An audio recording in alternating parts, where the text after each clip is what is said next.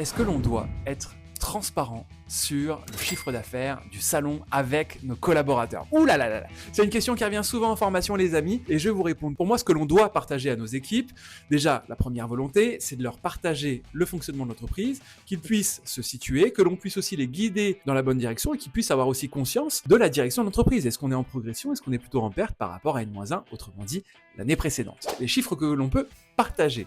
Pour moi, le premier, c'est le chiffre d'affaires du salon global. Il est en progression, il est en baisse, il est à l'équilibre. Ok. Le deuxième, c'est de partager le chiffre d'affaires pour chacun des collaborateurs. Certains vont le faire en réunion, d'autres vont le faire en individuel. Moi, j'aime bien la démarche en individuel et il y a aussi certains qui l'affichent tout simplement dans le salon. L'idée, c'est en tout cas d'avoir des points réguliers avec nos collaborateurs pour les informer sur l'évolution du chiffre d'affaires. Certains vont dire, Ah oui, mais attends, est-ce que ça va pas mettre un peu la pression aux équipes?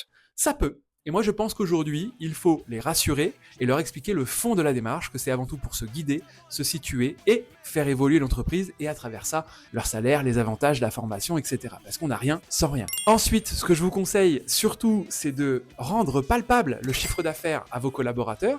Et quand on parle en individuel de leurs chiffres, je vous invite clairement à les diviser par le nombre de jours effectués par vos collaborateurs. En moyenne, c'est 21 jours pour les collaborateurs qui sont sur 5 jours, 17 pour ceux qui sont sur 4 et 15 pour ceux qui sont sur 3 jours. Donc ramenez ça à la journée, je trouve que c'est plus puissant et ça permet d'être plus réaliste, plus concret.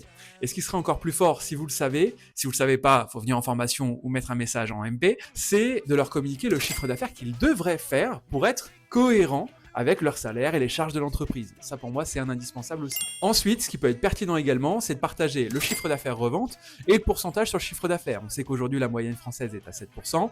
Entre 10 et 11, on commence à être bien.